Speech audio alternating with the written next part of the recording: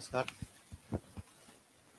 अखिल भारतीय प्रतिनिधि सभा के आज अंतिम दिन पर आयोजित पत्रकार वार्ता में आप सभी मीडिया कर्मी बंधु भगिनियों का पुनः स्वागत है।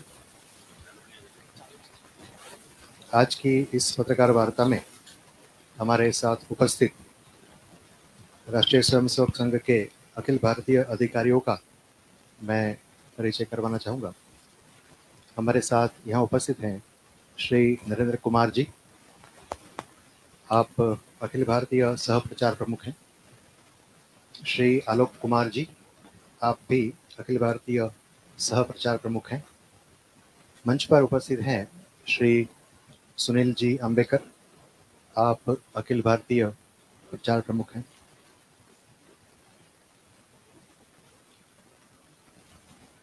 आज की पत्रकार वार्ता को जो संबोधित करने वाले हैं वह राष्ट्रीय स्वयंसेवक संघ के सर कार्यवाह मान्य दत्तात्रेय जी होसबले।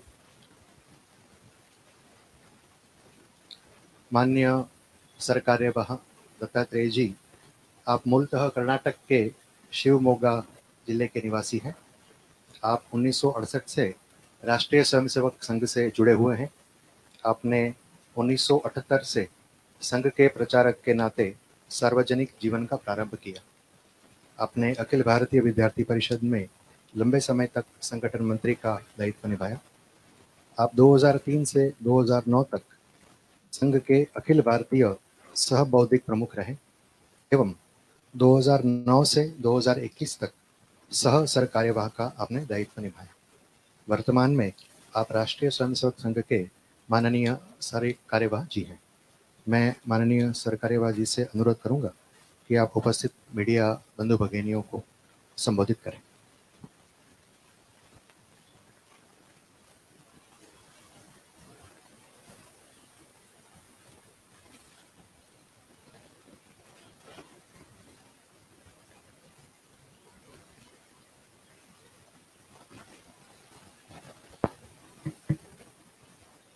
सभी को नमस्कार। आप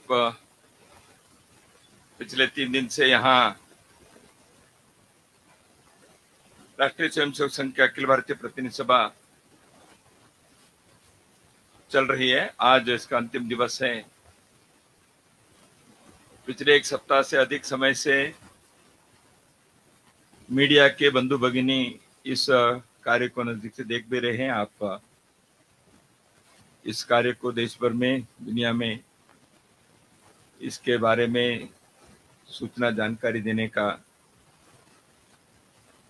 एक सहयोग भी आप कर रहे हैं। आप सबको इसलिए विशेष रूप से मैं राष्ट्रीय स्वयंसेवक संघ की ओर से धन्यवाद देना चाहता हूं। पत्रकार बंधु भगिनियों से समय समय पर मिलना होता ही है, इसलिए संघ के बारे में आप लोग तो जानते भी हैं, खोजते भी हैं। आज मुझे कोई विशेष ऐसे नहीं है। पिछले 3-4 दिन से संघ के प्रचार विभाग के हमारे प्रमुख सहयोगी बंधु लोगों ने आपके सम्मुख सभी विचार रखे हैं। हम आपके शहर में आए हैं तो स्वाभाविक है मीडिया के साथ थोड़ा समय बिताने से आपके मन में भी कुछ नहीं कह रहता है, हम भी अपने बारे में कुछ कहें, ये काम भी हो जाता है। गुजरात के लोगों ने, हमारे स्वयंसेवकों ने, समाज के बंधुओं ने राष्ट्रीय स्वयंसेवक संघ के कार्य को दशकों से यहाँ पूर्ण सहयोग सहभाग करते हुए इस कार्य को एक मजबूती देने में बहुत बड़ा योगदान किया है। इसलिए गुजरात के समाज को भी संघ की ओर से हम कृतज्ञता व्यक्त करते हैं, क्योंकि ये कार्य समाज का है। यहाँ के जैसे हम देख रहे हैं इस परिसर के लोगों ने हो, समय समय पर गुजरात के संघ प्रेमी बंधुओं ने इस कार्य को अपने ही कार्य ऐसे समझकर उन्होंने सहयोग भी दिया है। प्रतिनिधि सभा बैठक एक महत्व की होती है क्योंकि बड़ी संख्या में संघ के कार्यकर्ता देश भर से, जैसे यहाँ कन्याकुमारी के कार्यकर्ता भी हैं, मणिपुर के भी हैं, जम्मू कश्मीर के भी हैं, इतने देश के हर कोने से विभाग और ऊपर के स्तर के कार्यकर्ता यहाँ उपस्थित हैं। फिर भी हमारी पूरी संख्या नहीं हुई क्योंकि कोरोना के ध्यान में रखकर कुछ हमने कटौती की। पिछले 2 वर्षों में हमारी इस महत्वपूर्ण बैठक में बहुत कम संख्या में हमने रिवाजी चीजों को पूरा किए। जैसे हमारा निर्वाचन भी हुआ तो पूरे सभी लोग नहीं थे, तो इसलिए तो इस बार के बैठक में अच्छी संख्या में यहाँ लगभग 1250 संख्या उपस्थित थी। अंतिम संख्या लगभग 1252 तक संख्या हो गई। तो संघ के शताब्दी वर्ष नजदीक आ रहा है।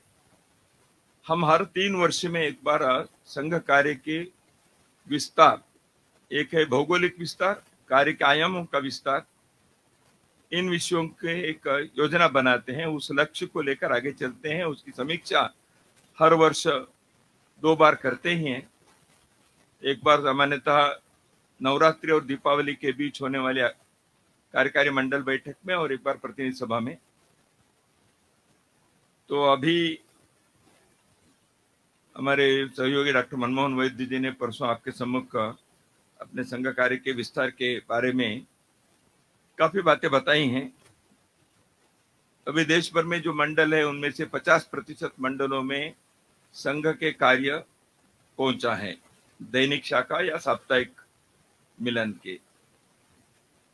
तो हम इसको आने वाले 2 साल में पूरा करना चाहते हैं, ऐसे एक लक्ष्य बनाया है।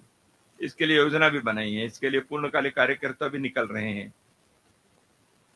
संघ कार्य को पूरा करना, बस्ती में भी शहरी क्षेत्र में बस्तियां हैं, तो इन बस्तियों में सामान्यतः की भाषा में वार्ड्स जो कहते हैं, 10,000 संख्या के जनसंख्या के 8,000 से 12,000 मान सकते हैं। ऐसी जनसंख्या की एक बस्ती, ऐसे हमने जो विचार किया, उसमें भी अभी लगभग 45-50% बस्तियों में संघ की शाखाएं या साप्ताहिक मिलन चलते हैं। आने वाले और 2 वर्ष इस कार्यकाल के है, अभी 1 वर्ष समाप्त हुआ, हम इसको पूरा करना चाहते हैं। संघ कार्य के पूरा करने का हमारा उद्देश्य केवल संख्यात्मक दृष्टि से संघ के शाखा इतनी संख्या हो गई, केवल उस गर्व की बात साधना करने के लिए अपने सारा कार्य नहीं है। संघ के स्वयंसेवक हर बस्ती में, हर मंडल में, हर गांव में है, यानी राष्ट्रीयता, राष्ट्र भावना को आगे बढ़ाने वाला एक व्यक्ति है। समाज के संकट में संवेदना से समाज के सब लोगों को जोड़ने वाला व्यक्ति वो होता है। इसलिए संघ के अपने संगठन की ताकत बढ़ाना यह हमारा उद्देश्य नहीं है। समाज के आंतरिक शक्ति बढ़नी चाहिए, सामाजिक एकता, समरसता, सामाजिक संगठन भाव यह बढ़ना है, इसलिए तो संघ की शाखा है। तो इस दृष्टि से यदि हम देखते हैं तो समाज ने इस विषय को बहुत समझकर और उदार मन से, सहयोग भावना से न केवल संघ को स्वागत किया है, अपना कार्य है ऐसे इन्होंने उस भावना से इसको स्वीकार किया है। हम देखते हैं कि पिछले कुछ वर्षों में संघ के कार्यक्रमों में आने वाले समाज बंधु भगिनी या पूजनीय सरसंघ चालक जी के प्रवास में आने वाले, उनके संपर्क करने वाले लोग, ये सब लोग संघ के कार्य को न केवल समर्थन देते हैं, बहुत अच्छा है, प्रशंसा करते, इतना ही नहीं, हम क्या कर सकते हैं बताइए। प्रत्यक्ष अपने समय, शक्ति, संसाधन इसको देखकर इस कार्य के साथ हम जुड़ना चाहते हैं। इसलिए संघ के स्वयंसेवक जाकर मिलना एक है, समाज के लोग भी आकर मिलना चाहते हैं। जॉइन आरएसएस करके हमने एक प्लेटफॉर्म प्रारंभ किए कुछ वर्ष पूर्व। लाखों लोग स्वयं होकर संघ के बारे में जानना और संघ के साथ जुड़ने के लिए हमारे वेबसाइट पर अपने नाम दर्ज करके बताते हैं। ये उनके तरफ से होने वाला संपर्क है। कोरोना आया तो उस समय सेवा कार्य के बहुत सारे संघ के कार्यालयों में, संघ कार्यकर्ताओं के पास समाज के लोग आए। देखिए, इस समय कुछ ना कुछ सेवा कार्य आप करते हैं, हमको मालूम है, हम कुछ करना चाहते हैं, सेवा करना चाहते हैं, हमारी सहायता आपको हम देना चाहते हैं, आप करिए। तो इसलिए संघ के ऊपर समाज के यह जो विश्वास है, इससे समाज का कार्य आगे बढ़ता है, यह हमारा अनुभव है। स्वयंसेवक भिन्न भिन्न क्षेत्रों में आज कार्य कर रहे हैं। देश की सुरक्षा हो, देश के समरसता के विषय हो, भौतिक जीवन की उन्नति हो, सामान्य पिछड़े जाति, अनुसूचित जाति, जनजाति के क्षेत्र है, ट्राइबल एरिया है, वहां हो, ऐसे भिन्न भिन्न प्रकार के कार्य में स्वयंसेवक शाखा के कार्य के साथ साथ जुड़े हैं। इसलिए समाज परिवर्तन का एक बहुत बड़ा अभियान राष्ट्रीय स्वयंसेवक संघ ने समाज के सहयोग और इन्वॉल्वमेंट के साथ स्वयंसेवकों के पहल से बहुत ही परिणामकारी ढंग से आगे बढ़ाया है। कई उदाहरण हैं, मैं उदाहरणों में नहीं जाऊंगा क्योंकि उसमें ज्यादा चला जाता है। लेकिन हमने जो विषय लिया ग्राम विकास के, अब लगभग 400 गांव को हम प्रभात गांव कहते हैं, जहां कुछ परिवर्तन दिखते हैं। हम हर जिले के एक गांव को आदर्श गांव बनाने के संघ की योजना है। ऐसे ही हमने ग्राम विकास में कृषि के साथ साथ ग्राम के स्वावलंबिता, वहां के शिक्षा, स्वास्थ्य, समरसता, सामाजिक सुरक्षा, इन बातों को वहां विकसित करके village community should express itself, manifest itself as one family. इस दिशा में ग्राम विकास के काम में हम आगे बढ़े हैं। ऐसे ही पर्यावरण के संरक्षण है, सामाजिक समरसता के हैं, गौ सेवा के विषय हैं, परिवार प्रबोधन, फैमिली वैल्यूज, फैमिली लाइफ, अगली पीढ़ी में संस्कार मूल्य वर्धन, ये करने का काम भी है। पड़ोसी धर्म को भी निभाना है। प्रत्येक घर के अंदर देश समाज के लिए कुछ करने के भाव होना चाहिए। केवल हम अपने घर को कैसे तरक्की करें, हम ज्यादा कमाएं, चैन से जीवन चलाएं, बिल्कुल वो करना चाहिए, लेकिन समाज के ऋण भी है। प्रत्येक घर में इस सामाजिक ऋण के बारे में जागृति होनी चाहिए। मेरा व्यवसाय, मेरी पढ़ाई, हर चीज में मुझे जीवन अच्छा चलाने के साथ साथ समाज के लिए इससे क्या लाभ है, ऐसे एक परिवार प्रबोधन का कार्य हमने आगे बढ़ाया। इन सारे सामाजिक परिवर्तन के आयामों में संघ के स्वयंसेवक जहां वो नहीं है पहल करते हैं, जहां कुछ समाज के लोग भी इस प्रकार के काम में लगे हैं। गौ सेवा है, परिवार प्रबोधन है, समरसता के, पर्यावरण के हैं, ग्राम विकास के हैं। इन सारे विषयों में समाज में बहुत सारे सामाजिक धार्मिक संस्थाएं, व्यक्ति समूह इस प्रकार के काम में लगे हैं। इसलिए हम ये नहीं चाहते कि रेस में हम आगे रहें। हम चाहते हैं कि समाज के सभी लोग मिलकर हम करें। जहां जहां तालमेल होता है, समन्वय होता है, नेटवर्किंग करें, कोलैबोरेटिव एफर्ट्स करें, इसकी आवश्यकता है। इसलिए हमने अपने जो इस प्रकार के कार्य में, ये केवल एक संगठन के रचना में नहीं कर रहे हैं।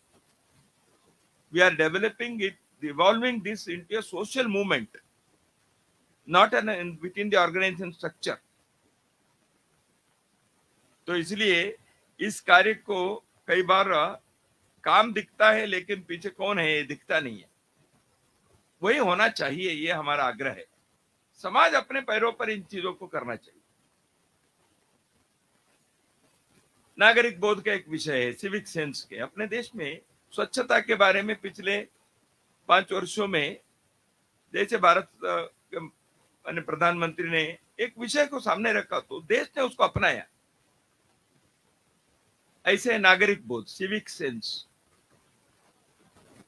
इस विषय के बारे में हमारे देश में थोड़ा से कमी दिखाई देती है। उसको ठीक करना चाहिए, सबका प्रयत्न है। ऐसे समाज परिवर्तन के विभिन्न कामों को सज्जन शक्ति को जोड़कर करने के एक विचार जो चलता है, उस विषय के बारे में यहाँ हमने चर्चा भी की। ऐसे विषयों में लोगों को जोड़ना भी है, जो कर रहे हैं उनके साथ हम जुड़े, इसकी समीक्षा हमने की है। आगामी दिनों में इस विषय को और मजबूत करने के लिए कुछ योजना बनाई, इसके लिए कार्यकर्ता तैयार करना, इसके लिए भी कई लोग समय देकर काम करने के लिए तैयार होते हैं।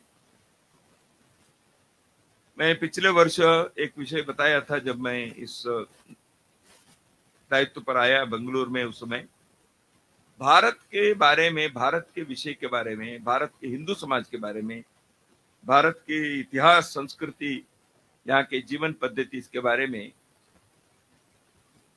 एक सही चित्र को, सही तस्वीर को समाज के सम्मुख रखना चाहिए।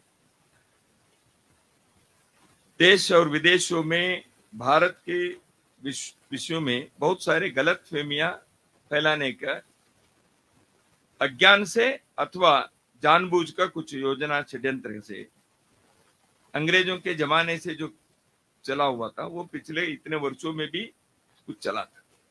इस वैचारिक विमर्श को, नैरेटिव को बदलकर भारत बोध के एक नए विमर्श, जो सही विमर्श है, जो तथ्य के आधार पर है,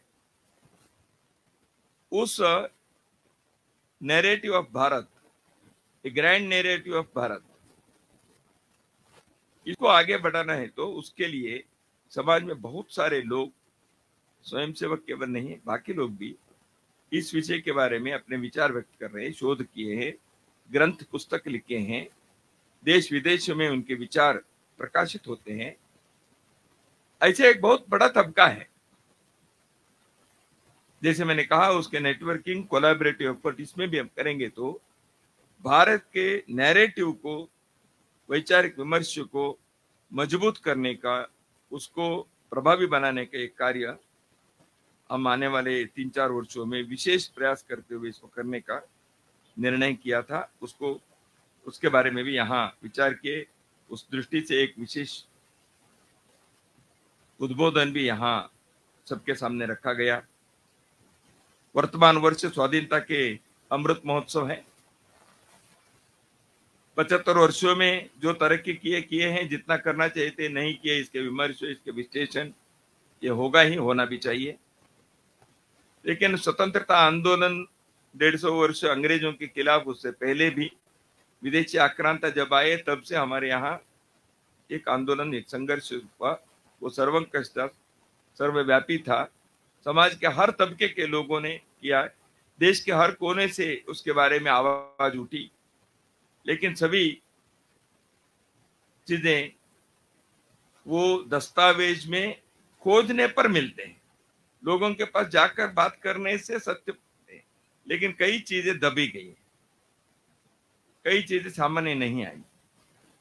इसलिए यहाँ के वैज्ञानिक भी, यहाँ के उद्योगपति भी, यहाँ के सर्वसामान्य व्यक्ति भी, सबने स्वतंत्रता आंदोलन में किसी न किसी प्रकार से, पुरुष महिला सब, उनके योगदान है। और उनके योगदान केवल अंग्रेजों को या विदेशियों को यहाँ से भगाने तक सीमित नहीं था। भारत के बारे में उनके एक चित्र था, एक सपने उनके सामने थे। The entire freedom movement of Bharat was invariably associated with a grand dream of prosperous Bharat, united Bharat. Bharat के स्वतंत्रता सेनानी के महानायक, नायिका जितने भी थे, उन सब ने भारत के बारे में उनके एक चित्र भी उन्होंने सामने रखा। क्या उस चित्र को पूरा करना, उसको आवश्यक वर्ण रंग देना, उसको एक सजीव चित्र के नाते, यह कार्य वर्तमान पीढ़ी को करनी चाहिए। इस दृष्टि से हमने स्वतंत्रता के अमृत महोत्सव को देखते हैं, उसके लिए कार्यक्रम भी लिए। कोरोना के सेवा कार्य के बारे में आपके सम्मुख पहले विषय आया ही है।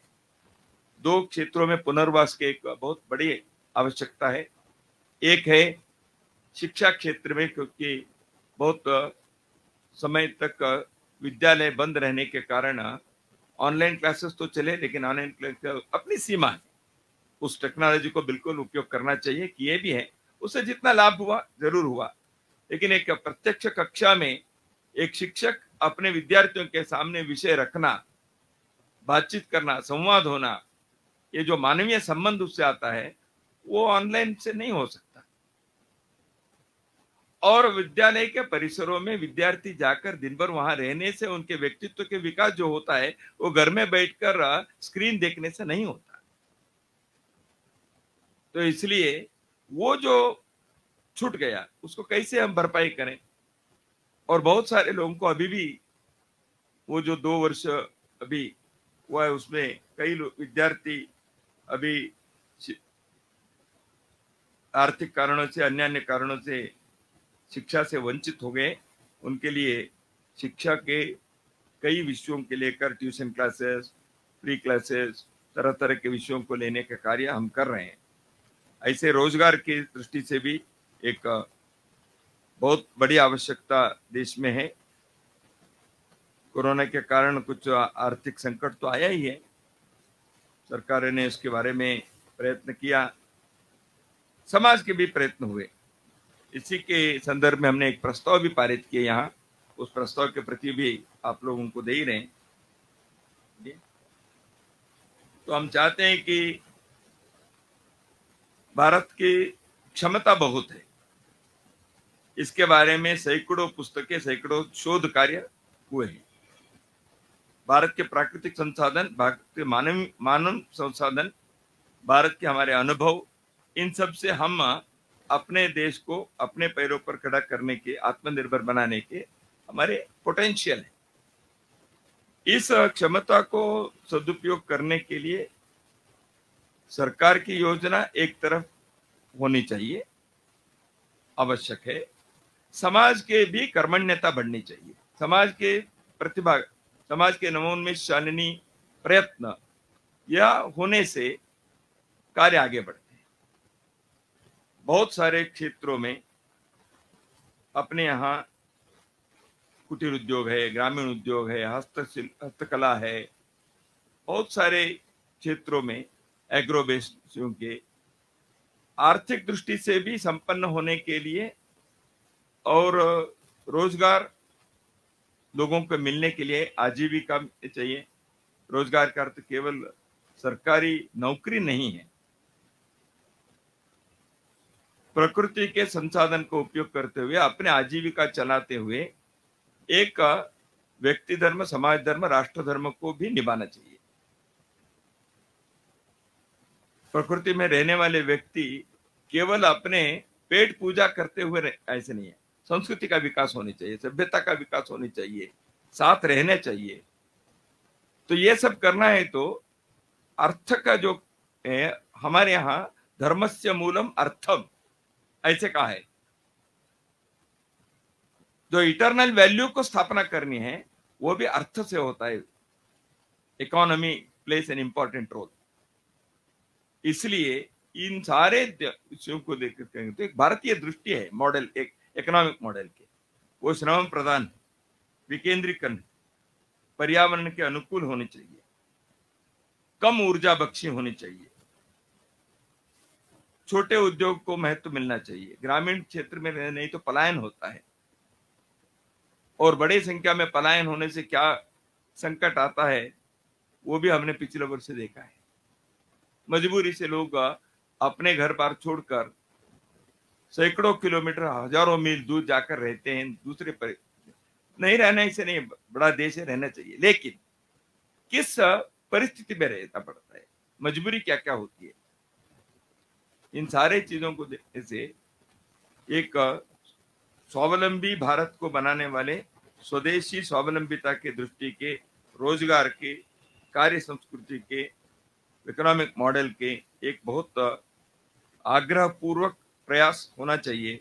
इसमें अपने देश के शिक्षा संस्थान, यूनिवर्सिटीज, आईआईटीज, आईआईएम्स, उद्योग जगत, छोटे बड़े उद्योग, सामाजिक नेतृत्व, धार्मिक नेतृत्व, ये सब के मिलकर एक बड़ा प्रयास होने से हम दुनिया में एक श्रेष्ठ संस्कृति के राष्ट्र तो है ही, संपन्न राष्ट्र के नाते भी अपने को खड़ा करने में सफल होंगे। इसलिए एक प्रस्ताव हमने रखा है, समाज को उद्योग सृजन के साथ साथ एक कार्य संस्कृति के और एक भारतीय मॉडल को भी विकसित करने का, और नौजवानों को उनके ऊर्जा, उनके प्रतिभा, उनके शक्ति, उनके सपने, इन सब को पूर्ण अवसर मिलने वाले रोजगार के एक बहुत बड़ा पक्ष है। सरकार की योजना भी उसी को बढ़ावा देने में हो, समाज अपने दृष्टि से करे। संघ के कार्यकर्ता विभिन्न क्षेत्रों में इस विषय को आगे बढ़ाने के लिए पिछले 1.5-2 साल में अधिक प्रयास किए। पहले तो करते ही थे, लेकिन और अधिक प्रयास करने के लिए कुछ किए हैं।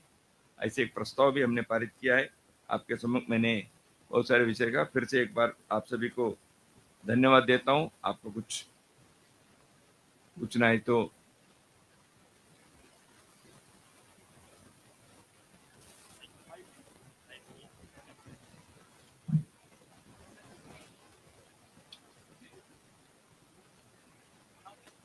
हेलो दत्तात्रेय जी, जो एक एनुअल रिपोर्ट हमने रखा है संघ की बैठक में, उसमें ये बताया गया है कि धार्मिक स्वतंत्रता के नाम पे, संविधान में धार्मिक स्वतंत्रता की आड़ में कुछ समाज के ऐसे लोग हैं जो सरकारी मशीनरी में घुसने का प्रयास कर रहे हैं और धार्मिक स्वतंत्रता की आड़ में कट्टरता बढ़ रही है। वो क्या है, जरा बताएंगे? मैंने कहा है, शायद उसका पिछले 2 महीने 4 महीने में जो देश में हुआ है लोगों को मालूम ही है। धार्मिक स्वातंत्र का अर्थ समाज के कुछ अनुशासन है, तो उसको अभी उदाहरण के लिए हरियाणा में आरती करने के लिए जो आग्रह किया तो सड़कों पर आए तो झगड़े हुए। नहीं, हमारा धार्मिक स्वातंत्र है ऐसे कहने से नहीं होता। या स्कूल के यूनिफॉर्म के लिए कुछ वहां किसी ने नियम बनाए हैं, हम नहीं करेंगे ऐसे कहने से नहीं होता। धार्मिक स्वातंत्र सभी को है, वो कहाँ उपयोग करना, कहाँ अनुशासन करना, ये एक इसके संतुलन बिठाना पड़ता है। ठीक है, सभी को धार्मिक संविधान के हाथ में करने से नहीं होगा। इसी दृष्टि से समाज में इसके एक मंत्र चला ही है। इसके समाज में शांति से, संतुलन से, एक कोएग्जिस्टेंस से रहना है तो इन सारे विषयों के लिए कौन सी चीज को कहाँ आग्रह करना। धार्मिक विषयों का आग्रह करने से सामाजिक ताना बाना या सामाजिक अनुशासन जो एक शिक्षा संस्था ने किया, समाज ने किया, उसको भी बना कर रहे हैं। ये सबके लिए है, कोई एक ने किया दूसरे ने के लिए अनुमति देना ऐसे नहीं है, सभी के लिए समान रूप से। एक विशेष समुदाय जो है वो सरकारी मशीनरी में विस्तृत रूप से घुसने की उसकी योजना है। ऐसे हमको कुछ इधर उधर जानकारी मिलती है। मेरी विनती है आप लोग भी खोज करिए, यदि गलती है तो चित्र कर दीजिए, देखेंगे बाद में है कि नहीं, आप भी देख लीजिए ना।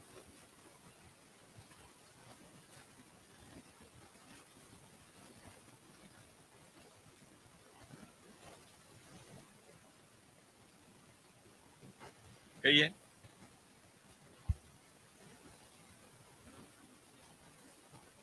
अच्छा, मैं क्यों चाहिए?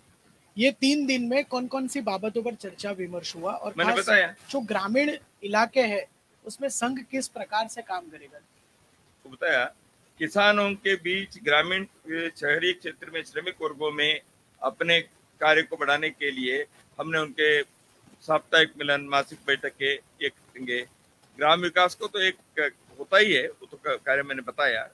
उसके अतिरिक्त संघ के शाखा कार्य ग्रामीण क्षेत्र में मैंने बताया 50% मंडलों में आज संघ के शाखा पहुंचे है। इसका अर्थ वो सब ग्रामीण क्षेत्र ही है, नगरीय क्षेत्र नहीं है। गांव-गांव में संघ के स्वयंसेवक हैं। वहां मैंने 5 विषय भी बताया, सामाजिक समरसता, शिक्षा, स्वास्थ्य, सामाजिक सुरक्षा। इन विषयों के संदर्भ में वहां के लोगों के लिए एक संगठन भाव, राष्ट्रीयता, इसको वहां उद्दीपित करना चाहिए। इसलिए संघ के कार्य शाखा द्वारा ये सब होता है और स्थानीय लोगों से वहां के सांस्कृतिक मूल्यों को, वहां के एक ताना बाना को बनाए रखना, यह संघ के स्वयंसेवक जहां जहां पहुंचे वो करते हैं। तो इसलिए ग्रामीण क्षेत्र में किसान, कारीगर, ग्रामीण क्षेत्र में रहने वाले लोगों के उस प्रकार के कार्य होना चाहिए। नगरीय क्षेत्र के कार्य में थोड़ा फर्क होता है क्योंकि नगरीय से जीवन शैली अलग है, तो दोनों को ध्यान में रखकर संघ के कार्य करते। सर, विनोद बंसल जी ने अयोध्या में कहा है कि बजरंग दल के 275 वॉलंटियर्स को मार्शल आर्ट और जूडो की अलग ट्रेनिंग दी जा रही है ताकि हिंदू समाज पे कोई खतरा आए तो वो पहले से तैयार रहें। क्या कहना चाहते हैं? बजरंग दल से पूछिए, मैं तो संघ ने किया है तो बताऊंगा। योजना होगी वो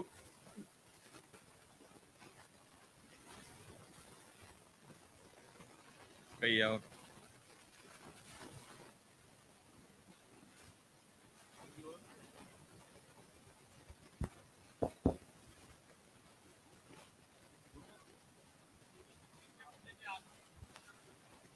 लोगों की भूमिका है।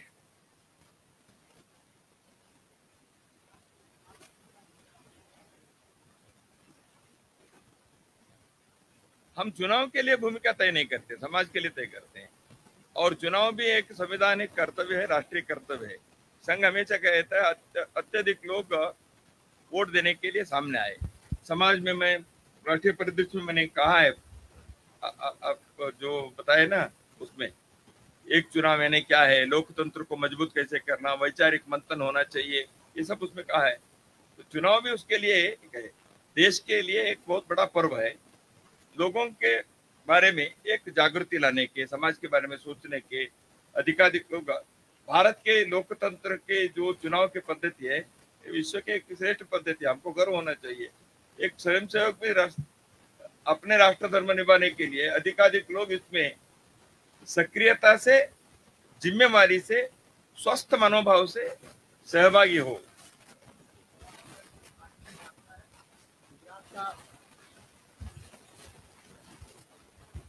गुजरात के वापी में सेंट मैरी स्कूल में 2 बच्चों ने जय श्री राम कहा, तो उनसे वहां पे शिक्षकों ने माफी पत्र लिखाया है।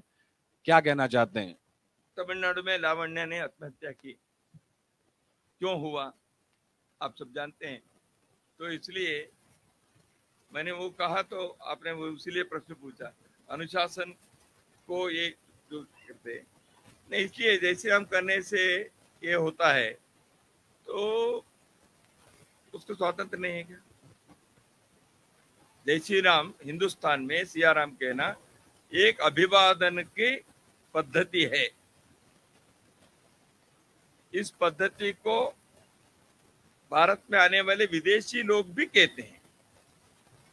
तो इस पद्धति को कोई कहता है तो उस पर करेंगे, तो वहां के समाज के लोग गुजरात में ही कर रहे हैं, तो पालक, उनके अभिभावक, वो सब वहां जाकर पूछे, बात करें।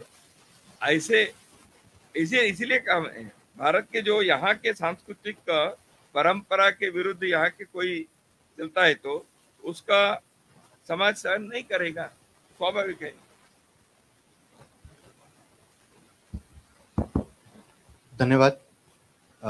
आप सभी यहाँ हमारे निमंत्रण पर आए, सभी के लिए भोजन की व्यवस्था है, सभी से अनुरोध है कि भोजन लेकर अवश्य जाएं। धन्यवाद, बहुत बहुत धन्यवाद। आपके सहयोग आगे भी रहें, ऐसी प्रार्थना है।